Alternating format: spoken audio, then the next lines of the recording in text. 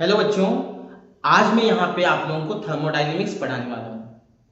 कई सारे बच्चों को थर्मोडायनेमिक्स में डिफिकल्टीज जा रही हैं और उन्होंने मुझे रिक्वेस्ट किया था कि सर इसके ऊपर एक वीडियो बना दीजिए। इजी गोइंग हम लोग को ये समझ में आ जाए, किस तरीके से इसके न्यूमेरिकल सॉल्व करना वो हमको समझ में आ जाए। तो उनके रिक्वेस्ट पे मैं ये थर्मोडायनेमिक्स का लेक्चर बना रहा हूँ पहले। लेकिन पहले मैं ये क्लियर कर देता हूँ कि ये टॉपिक उतना ईजी नहीं है, ये एक डिफिकल्ट टॉपिक में से आता है और ये हमको जब पढ़ना होता है तो दो बार पढ़ते हैं, है ना। एक बार केमिस्ट्री में आप पढ़ोगे, एक बार आप फिजिक्स में भी पढ़ोगे। तो मेरा पर्सनल ये जो ओपिनियन रहेगा, ओपिनियन ये रहेगा कि भाई आप जब इसको पढ़ने बैठो तो फिजिक्स के थर्मोडायनेमिक्स को थोड़ा सा स्किप करो। अभी सोचो ही मत, क्योंकि फिजिक्स में अलग है और केमिस्ट्री का थोड़ा सा डिफरेंट आपको देखने को मिलेगा। तो अभी जब केमिस्ट्री पढ़ोगे तो फिजिक्स के थर्मोडायनेमिक्स को साइड में रखना, और जब आप फिजिक्स का पढ़ोगे तब केमिस्ट्री को साइड में रखना। बस ये रिक्वेस्ट रहेगा और मैं कोशिश करूंगा कि आप लोग को ये जो केमिस्ट्री का जो थर्मोडायनेमिक्स पोर्शन है वो बहुत इजीली समझ में आ जाए। आज हमारा जो लेक्चर होगा वो बहुत ही बेसिक होगा। हम लोग कुछ इंपॉर्टेंट टर्मिनोलॉजी के बारे में बात करेंगे, जैसे कि हमारे पास होता है पहला जो सिस्टम। सिस्टम का मतलब क्या समझते हैं, what do you mean by system. तो ऐसे सिस्टम क्या है, सराउंडिंग क्या है, सराउंडिंग क्या है, और बाउंड्रीज क्या है, बाउंड्री बाउंड्री क्या है। ये सभी छोटे छोटे टर्म को हम लोग समझेंगे। जैसे हमारे पास आ जाएगा कि प्रॉपर्टीज क्या है सिस्टम की, क्या क्या प्रॉपर्टीज है, extensive property, intensive property, functions क्या क्या होते हैं, पाथ फंक्शन होता है, स्टेट फंक्शन होता है, थर्मोडायनेमिक प्रोसेस क्या होते हैं, सिस्टम कितने टाइप के होते हैं। तो आज बहुत ही बेसिक बेसिक बातें करेंगे, लेकिन इन बेसिक जो बात है, ये जो टर्म्स हैं, इनको हम लोग आगे जब पढ़ेंगे उसमें हम लोग को यूज करना है। हमको ये समझ में आना चाहिए कि टर्म्स जब बोले जाएंगे तो किस जगह पे कौन सा टर्म यूज करेंगे, ये हमको समझ में आना चाहिए। ठीक है, तो सबसे पहले हम लोग बात करते हैं कि थर्मोडायनेमिक्स का मतलब क्या होता है। थर्मोडायनेमिक्स, तो सबसे पहले मैं यहां पे लिख देता हूं थर्मोडायनामिक्स। अब देखो थर्मो मतलब क्या होता है, हीट, और डायनेमिक्स का मतलब होना मतलब मूवमेंट, हीट का मूवमेंट। अब ये हीट जो है एक जगह से दूसरी जगह मूव करेगा, तो ये हीट कैसे मूव कर सकता है। जैसे एक मेरे पास बॉडी है, एक कोई बॉडी है, ये दूसरे बॉडी है। अब इन दोनों के बीच में आपस में जोड़ देंगे तो ये बॉडी ए है और ये बॉडी बी है। इसका जो टेम्परेचर होगा ये कम होगा, तो यहाँ पे टेम्परेचर ज्यादा होगा तो फ्लो होने लगेगा भाई, यहाँ से हीट का ट्रांसफर यहाँ होने लगेगा। तो एक बॉडी से दूसरे बॉडी की तरफ हीट का मोशन हो सकता है। या फिर कोई एक सिस्टम है, अभी मैं समझाऊंगा सिस्टम क्या होता है। एक ऑब्जेक्ट है ए, अब ये जो हीट है वो कहां जा सकता है, उसके आसपास में भी निकल सकता है। क्या हो सकता है, बाहर से हीट अंदर आ सकता है।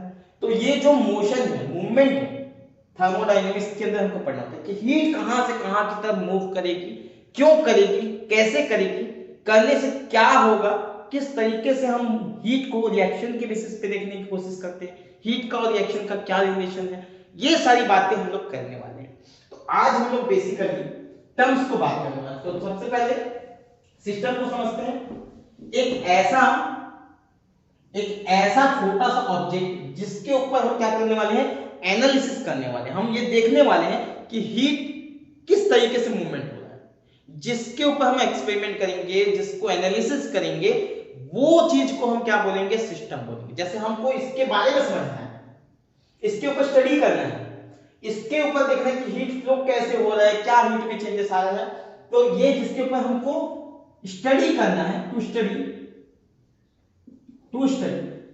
इसी को हम क्या बोलेंगे, सिस्टम बोलेंगे। तो बच्चों जब भी हम लोग सिस्टम बोलेंगे तो समझ जाओ, ऐसा चीज जिसके ऊपर काम किया जा रहा है, सिस्टम जिसके ऊपर हम कुछ काम करने वाले हैं उसी को सिस्टम बोलेंगे, जिसके ऊपर एनालिसिस करना है। अब ये देखो, जैसा कि ये सिस्टम को छोड़ के बाकी जितनी भी चीजें होंगी, ये जो सिस्टम है इसको छोड़ के बाकी जितनी भी चीजें होंगी, जो भी उसके आसपास में होगा, सभी चीजें क्या कहलाएंगी, सराउंडिंग कहलाएंगी। बात समझ में आया। सिस्टम के अलावा बाकी जितनी भी चीजें हैं सब क्या है, सराउंडिंग। अब सिस्टम और सराउंडिंग दोनों मिलकर क्या होंगे, यूनिवर्स कहलाएंगे। तो हम ये बोल सकते हैं कि except system all are surrounding, जितनी भी चीजें हैं दुनिया की सभी सराउंडिंग होंगी खाली सिस्टम को छोड़ेंगे। तो यूनिवर्स हमको क्या किसको बोलेंगे, universe, universe equal to system plus surrounding. भाई सराउंडिंग और सिस्टम दोनों को मिला दो तो टोटल जितनी भी जगत, हमारी जगत बन जाता है, पूरा दुनिया बन जाएगा, कायनात बन जाएगा, तो ये यूनिवर्स बन जाएगा। समझ में आया सबको? जो सिस्टम है और उसके छोड़ के बाकी सभी चीजें दोनों को जोड़ोगे तो सभी कंप्लीट हो जाएंगे, मतलब यूनिवर्स बन जाएगा तुम्हारे पास। अब एक चीज हमारे पास आता है बाउंड्री। ये बाउंड्री क्या चीज है?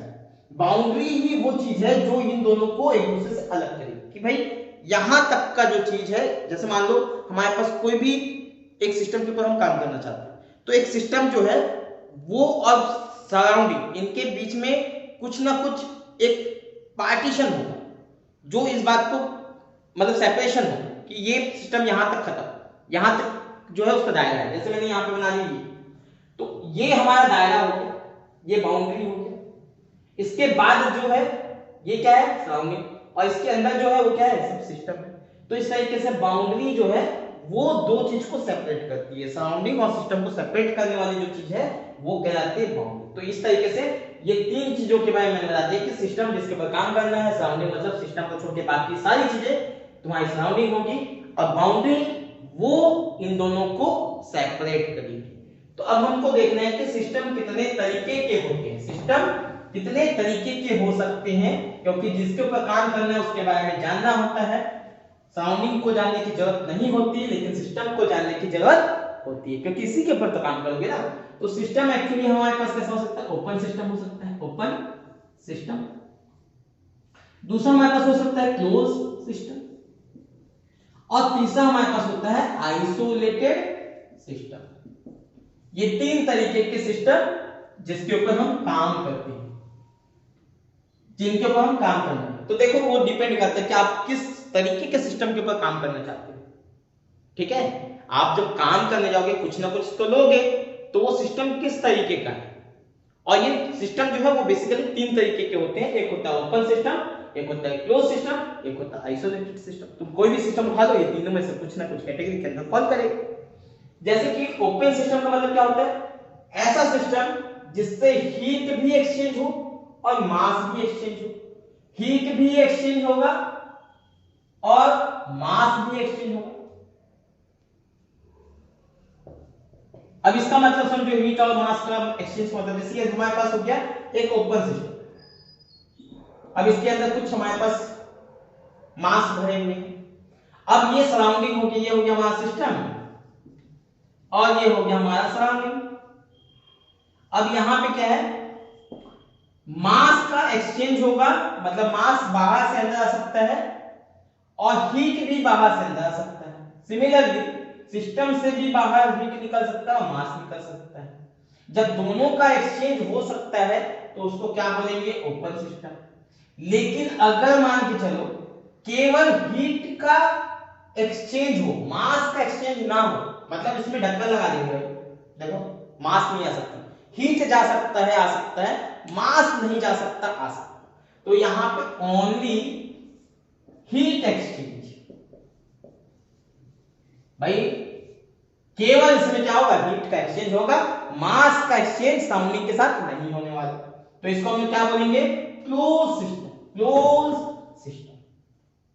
तीसरा हमारे पास क्या सिस्टम हो सकता है, इसमें हीट और मास दोनों हो रहे थे, इसमें केवल हीट हुआ था, इसमें कुछ भी एक्सचेंज नहीं होगा। Neither mass nor heat exchange takes.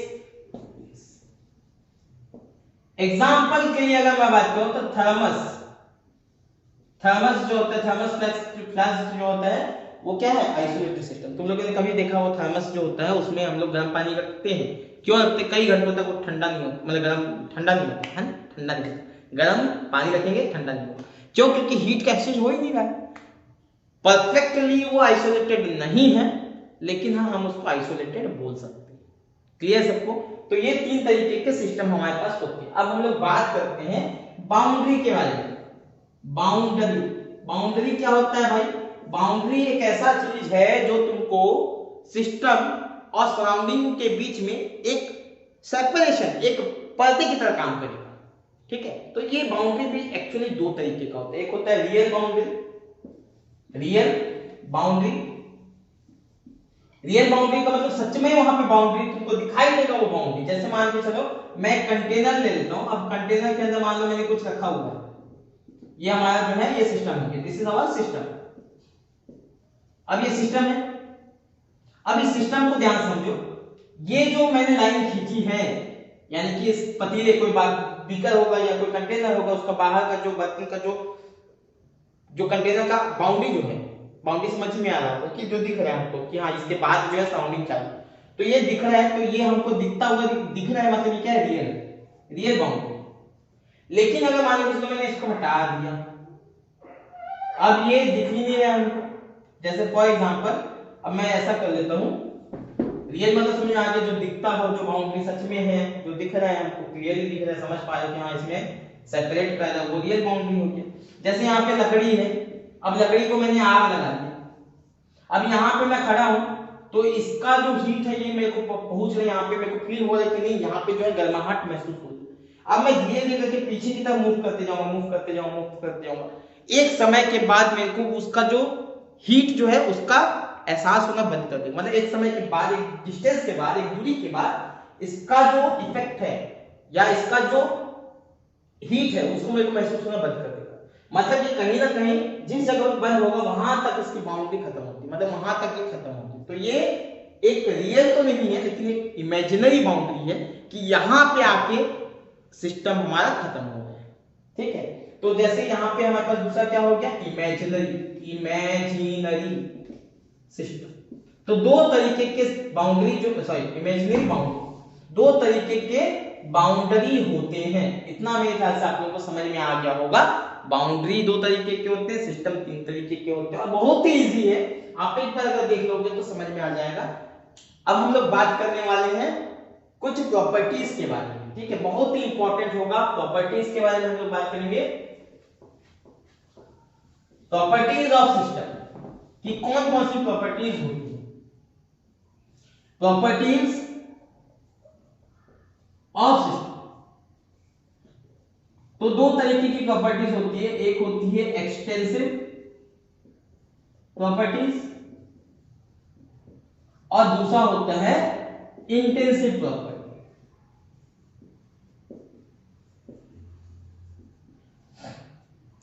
Intensive property, अब मैं इसको समझाता हूं, सबको बढ़िया समझना। देखो सपोज मान लो एक हमारे पास कोई एक सिस्टम है, कोई एक वस्तु है, सामान, कोई एक चीज है, ठीक है, ऑब्जेक्ट है। अब इस ऑब्जेक्ट को अगर हम देखें तो इसका कुछ ना कुछ सर्टेन एक टेम्परेचर होगा,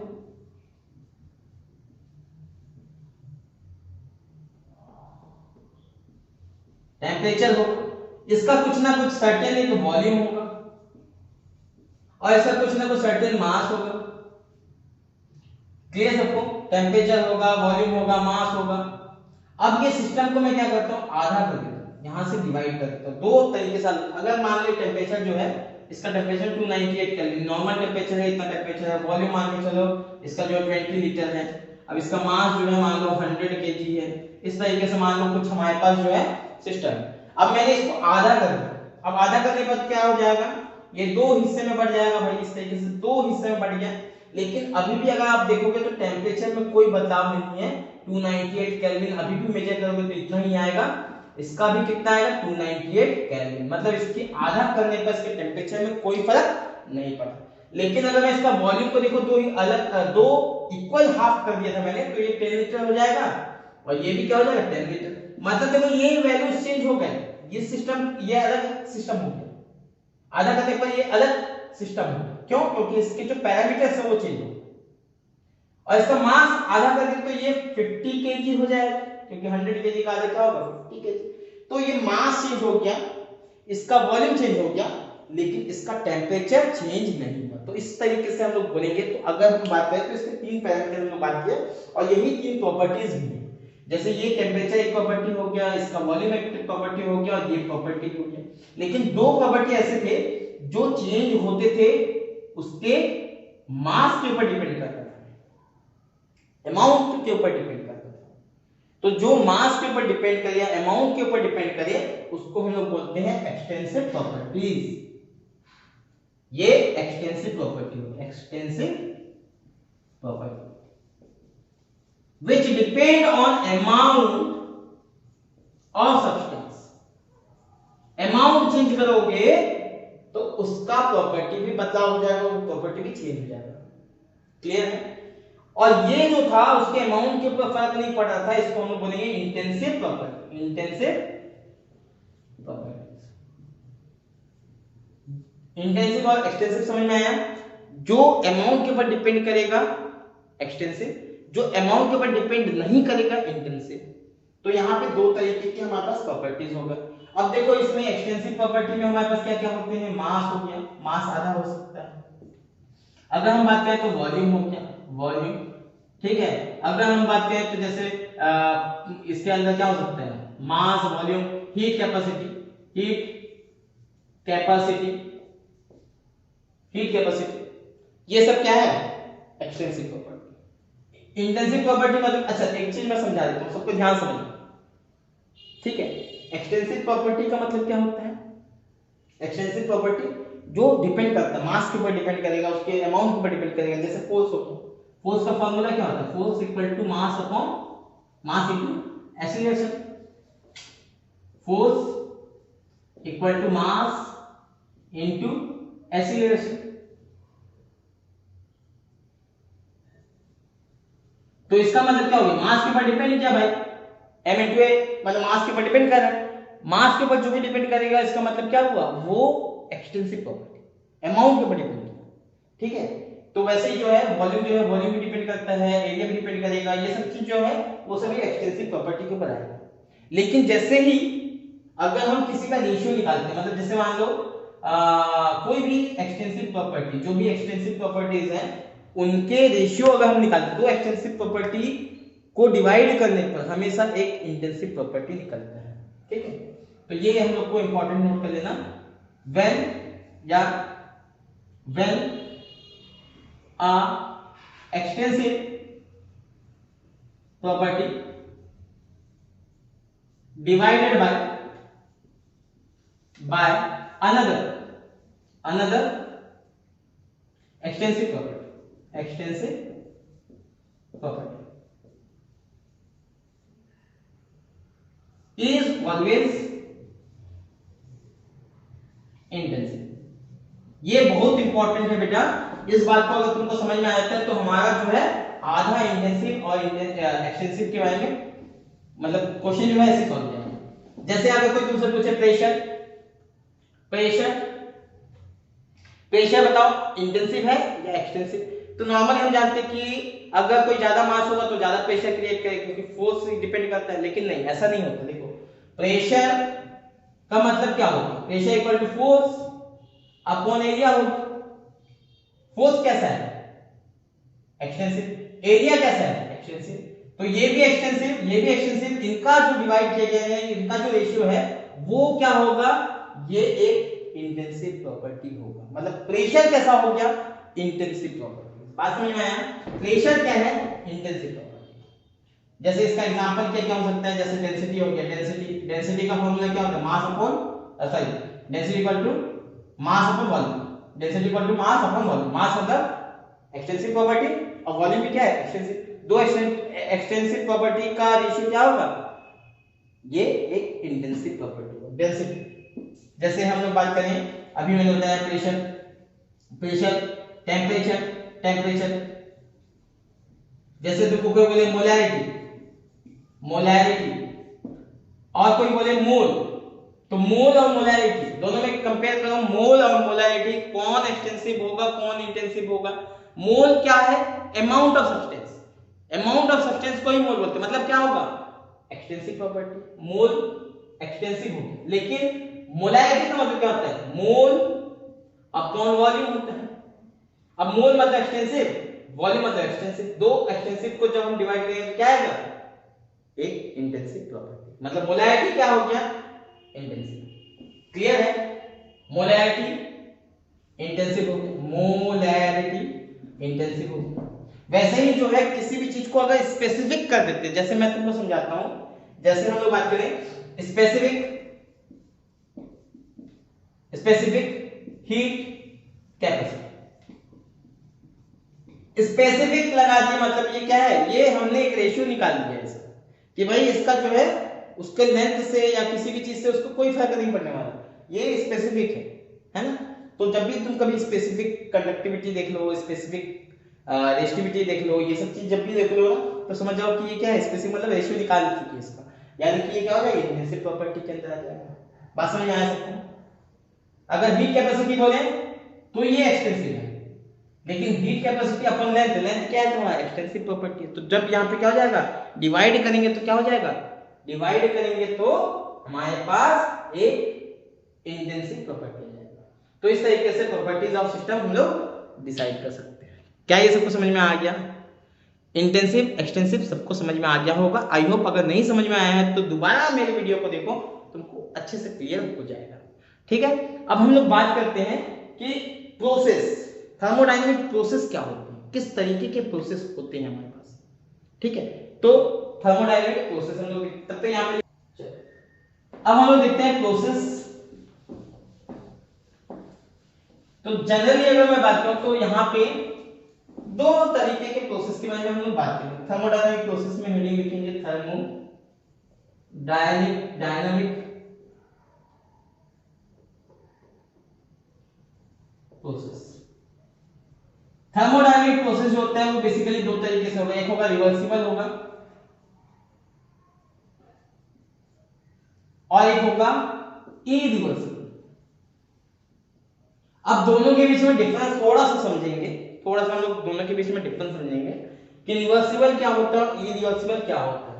रिवर्सिबल का मतलब होता है कि किसी भी जगह पे हम उसको वापस ला सके, किसी भी जगह पे जब हम लोग कोई एक सिस्टम पे काम कर रहे होते हैं तो किसी भी जगह पे हम लोग जाते जाते जाते मतलब आखिरी तक ना पहुंचे, किसी भी पॉइंट पे हम उसको क्या करेंगे, वापस लेके आ जाएंगे। लेकिन इरिवर्सिबल का मतलब क्या है, अगर मैंने एक बार स्टार्ट कर दिया तो किसी भी पॉइंट पे नहीं लेके आ सकते। जैसे मान लो ए है, ए से बी तक हमको जाना है, अब यहां से मैंने स्टार्ट किया तो सीधा यहां पे आके एंड हो जाएगा। यहां से यहां आने के जब तक वो बी नहीं पहुंचा तब तक वापस ए में नहीं जा सकता, यहां से फिर वापस जाना पड़ेगा। इसको हम लोग बोलेंगे इरिवर्सिबल, रिवर्सिबल। बात समझ में आया? ए से एक बार स्टार्ट हुआ तो सीधा यहां पहुंचेगा, यहां से फिर वापस लेके जा सकते हैं, बीच में कहीं हम इसको वापस लेके नहीं जा पाएंगे। लेकिन अगर मान के चलो अगर ये रिवर्सिबल प्रोसेस होता तो ये आके यहां पे थोड़ा रुकता, यहां पे थोड़ा रुकता, यहां पे थोड़ा रुकता, यहां पे थोड़ा रुकता, यहां से यहां पे पहुंचता। तो इसका मतलब क्या है, हम किसी भी पॉइंट पे, इस जगह पे किसी भी पॉइंट पे हम इसको वापस लेके आ सकते हैं, किसी भी जगह पे वापस लेके जा सकते हैं, कहीं से भी कहीं से भी कहीं से भी कहीं से भी हम इसको वापस लेके जाएंगे। अगर मैं कहीं से भी वापस लेके जा सकता हूं इसका मतलब क्या हुआ, ये रिवर्सिबल है। और ये एग्जांपल के साथ समझते हैं, जैसे मान के चलो एक हमारे पास सिलेंडर है और इसमें एक पिस्टन लगा हुआ है। अब मान लो इसमें मैंने क्या किया, इसके ऊपर एक बड़ा सा पत्थर उठाया रख दिया, ये 50 केजी इसका वेट है, 50 केजी, और इसके अंदर कुछ गैस फिल किया, तो ये पिस्टन जो है वो दब के, पहले पिस्टन यहाँ पे था, वो दब के इतना नीचे आ गया। ठीक है, ये दब के नीचे इतना आ गया क्योंकि 50 केजी इसमें रख दिया है भाई, तो एक पिस्टन दब के नीचे आ गया। लेकिन अगर ये 50 केजी सेम वेट में रखूं लेकिन in the form of sand, अब ये in the form of sand, ये मैंने सेम वही पिस्टन है, सेम वही है, 50 केजी का मैंने यहाँ पे सैंड रखा है, ये मेरा सैंड है, सैंड, और ये क्या है 50 केजी है, इसके अंदर क्या है हमारी गैस है। अब ये बताओ 50 केजी है, अब मैं इस 50 केजी को उठा लिया तो ये क्या हो जाएगा, फट से ऊपर चला जाएगा, फटाक से ऊपर। ये बीच में हम इसको रोक नहीं पाएंगे, रोक पाएंगे क्या, उठाया जैसे ऊपर से ऊपर आ गया। लेकिन यहाँ पे सैंड है बेटा, मैं क्या करूंगा, अब इसको धीरे धीरे एक एक करके सैंड हटाते जाऊंगा, एक एक सैंड के पार्टिकल को उठाकर फेंकते जाऊंगा।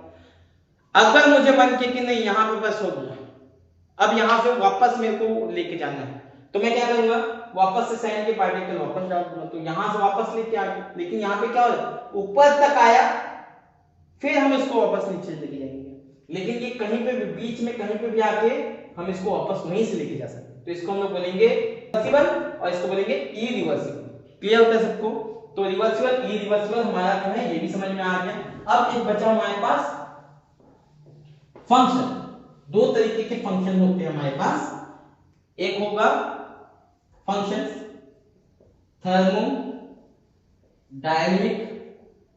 Dynamic function. अब थर्मोडायनामिक फंक्शन की बात करते हैं तो यहाँ पे दो तरीके के फंक्शन के बारे में बात करेंगे, एक होगा स्टेट फंक्शन और एक होगा हमारे पास पाथ फंक्शन। दो तरीके के फंक्शन हैं। स्टेट फंक्शन का मतलब क्या होगा, सपोज मान के चलो एक हमारे पास ऑब्जेक्ट है या सिस्टम है, इस सिस्टम का हम लोग को स्टेट चेंज करना है, यानी कि उसका जो है कुछ पैरामीटर चेंज करना है। समझो इस बात को। ये सिस्टम है, इसका टेम्परेचर मान लो 298 केल्विन है, इसका जो प्रेशर है वो कितना है 1 atm प्रेशर है, और इसका जो मास है या इसका जो मोल है m इक्वल टू, क्योंकि हम लोग आइडियल गैस को लेकर बात करते हैं तो गैस को लेकर हम लोग बेसिकली यहाँ पे बात करने वाले हैं। ठीक है, हम लोग क्या लेके बात करेंगे, गैस को लेकर, और गैसेस मोल के बारे में बात करेंगे। जब भी अमाउंट की बात करेंगे तो गैसेस मोल के बारे में बात करेंगे। n इक्वल टू क्या है, मान लेते हैं यहाँ पे 1 ऐसा मान लेते हैं। अब इसको मैं चेंज करने वाला हूं, तो मोल तो उतना का उतना ही रहेगा, तो इसको अगर नहीं भी बोलूं तो कोई दिक्कत नहीं, क्योंकि मोल तो उतना ही रहेगा, एक मोल जितना था वो भी उतना ही रहेगा, क्योंकि हमारा सिस्टम कैसा है हमारा सिस्टम क्लोज सिस्टम है। कैसा सिस्टम है, क्लोज। हीट का एक्सचेंज हो सकता है, मास का एक्सचेंज नहीं हो सकता। हमने ऐसा लिया है, गैसेस के लिए बात करें तो यहाँ पे हमारा सिस्टम क्लोज सिस्टम है। तो ये क्लोज सिस्टम में मान लो इसका टेम्परेचर को मैंने बदल के टेम्परेचर को मैंने 300 केल्विन कर दिया, और इसका प्रेशर जो है टेम्परेचर कितना हो गया, मान लो 0.9 atm प्रेशर हो गया। मान लो कुछ प्रेशर में चेंज हो गया, कुछ टेम्परेचर में चेंज हो गया। तो यहाँ इसको हम बोलेंगे स्टेट 1 और इसको बोलेंगे स्टेट 1, और ये क्या हो गया, स्टेट 2 हो गया। अब ये देखो, ये जब हम यहां से यहां तक पहुंचेंगे, ऑब्वियसली हम लोग क्या करने वाले हैं, यहाँ पे कुछ काम करेंगे जिसके वजह से इसमें टेम्परेचर आएगा, उसका प्रेशर चेंज होगा। उसके लिए हम कुछ काम तो करना पड़ेगा, कुछ तो करना पड़ेगा इसके लिए। तो कुछ ऐसा चीज समझो कि इसका जो टेम्परेचर था वो यहां से यहां तक पहुंचा, इसका जो प्रेशर था वो यहां से यहां तक पहुंचा। ठीक है, अब यहां पे मैं बात कर रहा हूं दो टाइप के, एक होता है हमारे पास हीट ट्रांसफर और एक है चेंज इन हीट। अब दोनों के बीच में डिफरेंस को समझना है। हीट ट्रांसफर, अब ये हीट ट्रांसफर मुझे करना है, कुछ ऐसा हीट ट्रांसफर करेंगे जिसके वजह से ये यहां से यहां तक पहुंचेगा। अब हीट को ट्रांसफर करने के लिए जब हम ट्रांसफर करेंगे तो ये हीट ट्रांसफर किसके ऊपर डिपेंड करेगा, ये डिपेंड करेगा टाइप ऑफ सिस्टम के ऊपर डिपेंड करेगा, और ये डिपेंड करेगा सराउंडिंग के ऊपर डिपेंड करेगा। सराउंडिंग, अगर हम लोग सराउंडिंग अलग अलग है, अलग अलग सराउंडिंग पे अलग अलग हीट देना पड़ेगा, इसको हीट ट्रांसफर करना पड़ेगा। ट्रांसफर करेंगे तो यहाँ से यहाँ तक पहुंचे। मान लो यहाँ पे बहुत इसका वेदर जो है बहुत कम है, इसके आसपास का कंडीशन जो है वो अलग है, सराउंडिंग अलग है। ठीक है, बहुत ठंडे जगह पे जाके हम लोग ये काम करना चाहते हैं तो यहाँ पे ज्यादा हीट आपको देना पड़ेगा, क्योंकि सराउंडिंग से इफेक्ट होगा हमारा जो है ट्रांसफर करते समय सराउंडिंग इफेक्ट करेगा। बात में आया? तो यहाँ से यहाँ तक लेके जाने के लिए हमारे पास अलग अलग रास्ते हो जाएंगे। मतलब हमारा सराउंडिंग के ऊपर डिपेंड कर रहा है, सिस्टम के ऊपर डिपेंड कर रहा है। जब भी सराउंडिंग और सिस्टम के ऊपर कोई चीज अगर डिपेंड करता है मतलब वो कैसा हो जाएगा, ये हो जाएगा state function. Sorry, this is called path function. Sorry, ये क्या कहलाएगा, पाथ फंक्शन, क्योंकि ये पाथ के ऊपर डिपेंड है। जैसा हमारे पास कोई मान लीजिए ए है, ए से मैंने बी तक पहुंचाया, बी से मैंने सी तक पहुंचाया और सी से मैंने डी तक पहुंचाया। ठीक है, और एक दूसरा तरीका है बी से ए से बी गए, बी से डी तक आ गए, और तीसरा तरीका है ए से सीधा डी तक आ गए। बात को समझो। तो यहां से ऐसा करके गए तो हीट इसमें Q दिए, इसमें Q1, इसमें Q2, इसमें Q3। तो इसके लिए अगर हम लोग देखेंगे तो क्या हो गया, इसके लिए हम लोग बात करेंगे, इसके लिए तो यहां से यहां तक के लिए पहुंचने के लिए, यहां से यहां तक पहुंचने के लिए, यहां से यहां तक पहुंचने के लिए अगर हम लोग देखेंगे तो ये Q1 plus Q2 plus Q3 हो जाएगा। अगर मैं यहां पे इसको बोल दूं Q3 सॉरी Q4, इसको हमने बोल दिया Q4 और इसको मैंने बोल दिया Q5, तो क्या हो जाएगा, यहां से अगर मान लो यहां गए, यहां से यहां तक आए, तो इसमें टोटल जो है हीट जो चेंज है, मतलब यहां पे हम लोग डेल्टा एक्स मान लेते हैं, डेल्टा एक्स किसके बराबर हो जाएगा, डेल्टा एक्स हो जाएगा Q1 प्लस Q4 और अगर मान लो यहां पे हम लोग डेल्टा यहां से यहां तक पहुंच गए तो डेल्टा एक्स क्या हो जाएगा Q5। तो हीट ट्रांसफर क्या हो गया यहां पे अलग अलग अलग अलग, ठीक है। तो हीट ट्रांसफर जो है वो क्या है, पाथ के ऊपर डिपेंड करता है, पाथ अलग अलग है, ठीक है। वैसे वर्क भी जो होगा वो क्या होगा, तुम्हारा पाथ का फंक्शन हो जाएगा, पाथ का फंक्शन। लेकिन चेंज इन हीट की बात करें तो टोटल चेंज तो सबका क्या है, दिस चेंज तो यही है भाई, ये कभी बदलेगा नहीं, ये कभी नहीं बदलेगा, लेकिन ये जो है ये बदलेगा, ये बदलेगा। तो ये हीट ट्रांसफर बदल रहा है लेकिन चेंज इन हीट नहीं बदल रहा है, इसको हम लोग बोलते हैं enthalpy. Enthalpy NTHALPY enthalpy, delta H से इसको डिनोट करते हैं। आप कैसे काम कर रहे हो उससे फर्क नहीं पड़ता, आपने कितना जो फाइनल स्टेट है और इनिशियल स्टेट है उनके बीच का जो डिफरेंस है उसी को हम क्या बोलेंगे, उसी को हम बोलेंगे स्टेट फंक्शन। मतलब final state, final minus initial कर दो तो इसको हम क्या बोलेंगे, स्टेट फंक्शन। लेकिन पाथ फंक्शन का मतलब नहीं सभी को ऐड करते जाओ भाई, कैसे कैसे कैसे कैसे कैसे कैसे हुआ है वो सबको देखना पड़ेगा, तो उसको हम क्या बोलेंगे, हम उसको बोलेंगे पाथ फंक्शन। उसको क्या बोलेंगे, पाथ फंक्शन। समझ में आया सबको? तो स्टेट फंक्शन, पाथ फंक्शन ये सब हमको समझ में आ चुका है, ये हमको समझ में आ चुका। अब हम लोग को थोड़ा सा बात करना है प्रेशर वॉल्यूम वर्क। तो सभी को इसको नोट कर लेंगे, दिल थाम के बैठेंगे, प्रेशर वॉल्यूम वर्क, क्योंकि ये बहुत सारे बच्चों के लिए हेडेक हो जाता है, आपको समझ में नहीं आता है, तो मैं बहुत ही आसान तरीके से तुमको प्रेशर वॉल्यूम वर्क समझाने वाला हूं। Pressure volume work, pressure volume. अब ये समझ लो कि एक हमारे पास सिलेंडर है, अब ये सिलेंडर का जो है इसमें एक पिस्टन लगा हुआ है और इसमें कुछ प्रेशर लगाया गया है जिसके वजह से ये जो पिस्टन है वो मूव करके यहां आ चुका है। तो ये देखो, ये एक्चुअली में इनिशियली यहां पे था लेकिन बाद में यहां आ गया, क्योंकि इसमें प्रेशर लगा दिए, प्रेशर लगाने पर क्या हुआ, ये यहां पे पिस्टन आके रुक गया। तो इसमें चेंजेस क्या है, चेंजेस ये है, changes this is our change d x या डी एक्स बोल देता हूं चलो मैं, ये चेंज है, इसी को लेके बात करना है, यही हमारा काम आने वाला है। सबको इसको बढ़िया से ध्यान देके देखो। अब हमने काम कितना किया, वर्क का मतलब क्या होता है, वर्क मतलब होता है फोर्स इनटू डिस्प्लेसमेंट, यही तो होता है वर्क। तो इसमें वर्क कितना हुआ, वर्क ये हुआ है, डिस्प्लेसमेंट और जो फोर्स इस पे लगा, ये डिस्प्लेसमेंट है और ये फोर्स है। तो यहां पे हम क्या बोलेंगे, फोर्स। अच्छा इसका मान लेता हूं, मैं मान लेता हूं कि ये लेंथ है, यहां तक तो मैं मान लेता हूं ये जो है L है, इसको मैं मान लेता हूं L मान लेता। तो ये फोर्स है, फोर्स यानी फोर्स को F से डिनोट कर देता हूं मैं चलो, और यहां पे ये L है, L ठीक है, ये L है। एक दूसरे तरीके से समझो, काम कितना हुआ है, काम कितना हुआ, तो ये काम हुआ है तुम्हारा यहाँ पे जो वॉल्यूम में जो चेंजेस है, वॉल्यूम, ये जो वॉल्यूम में जो चेंजेस दिख रहे हैं ये वॉल्यूम, यही तो चेंजेस है, हां यही तो चेंजेस है। चेंज क्या हुआ है, ये वॉल्यूम में चेंजेस है, इसका मान लो वॉल्यूम जो है टोटल वॉल्यूम, या ऐसे मान लो कि ये जो है इसका वॉल्यूम, ये वॉल्यूम में चेंजेस हुआ है, इसका वॉल्यूम पहले इतना था, अब वॉल्यूम कितना बचा, इतना बचा, ये वॉल्यूम, और इसमें कितना वॉल्यूम था, इतना वॉल्यूम था। तो वॉल्यूम इसका क्या था, V1 था, इसका वॉल्यूम कितना हो गया, V2 हो गया। तो वॉल्यूम में चेंजेस तो है, कितना चेंजेस है, तो ये डेल्टा वी के बराबर होगा, यानी कि दिस माइनस दिस, ये वॉल्यूम में चेंजेस है। क्लियर होता सबको? ये सुना। अब मैं क्या करूंगा, ये जो वॉल्यूम जो है उस वैल्यू को मैं यहाँ पे क्या करूंगा, यहाँ पे लगाऊंगा। वॉल्यूम का मतलब क्या होता है, वॉल्यूम का मतलब मान लो मैंने ऊपर वॉल्यूम किया, नीचे भी वॉल्यूम से डिवाइड कर दिया, multiply by volume divided by volume, दोनों मैंने क्या किया, वॉल्यूम जो है उसको डिवाइड और मल्टीप्लाई कर दिया।